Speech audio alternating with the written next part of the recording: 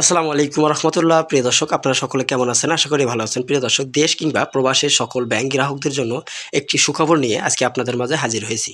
প্রিয় দর্শক, 5 ব্যাংকের আমানতকারীরা কবে টাকা ফেরত পাবেন জানালেন গভর্নর।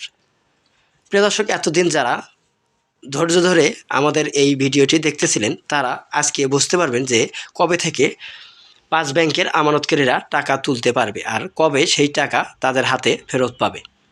প্রিয় দর্শক, আপনারা যদি আমাদের চ্যানেলটিতে নতুন হয়ে থাকেন তাহলে অবশ্যই চ্যানেলটিতে সাবস্ক্রাইব করে বেল বাটন অন করে রাখুন।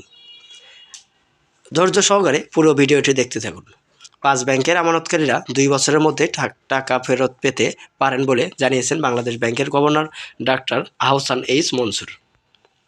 বৃহস্পতিবার 15 জানুয়ারি 5 ব্যাংকের বিষয়ে আয়োজিত ব্রিফিংয়ে তিনি এই কথা বলেন। গভর্নর আরও বলেন, লোকসান হওয়া অবলুপ্ত 5 ব্যাংকের আমানতকারীরা 2024 ও 25 সালের মুনাফা পাবে না, তবে আগামী 2 বছরের মধ্যে আমানতকারীরা তাদের টাকা ফেরত পাবেন বলে আশা করছি। অর্থাৎ যারা 2 বছরের কিছু মুনাফা জমা হয়েছে তারা এই 2 বছরের 2024-25-এর মুনাফা হাতে ফেরত পাবে না, কিন্তু পরের যে 2 বছর, এই 2 বছরে টাকা তারা ফেরত পাবেন। এ সময় ব্যাংকগুলোর অডিট নিয়ে তিনি বলেন, 5 ব্যাংকের ভুয়া অডিট করছে তাদের চিহ্নিত করা হয়েছে। শাস্তি চেয়ে মন্ত্রণালয়ে চিঠি দেওয়া হয়েছে।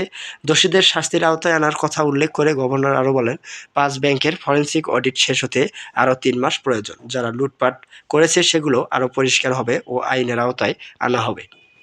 ব্রিফিংয়ে তিনি বলেন, ব্যাংক বোর্ডের বিষয়ে ব্যাপক পরিবর্তন আসছে। কেউ খুশি না হতে পারে, তবে গুণগত সংখ্যাগত পরিবর্তন চেয়ে মন্ত্রণালয়ে পাঠানো হয়েছে। প্রিয় দর্শক, আজকের মতন এই পর্যন্তই থাকছে। পরবর্তীতে সব নিউজ পেতে আমাদের সঙ্গে থাকুন।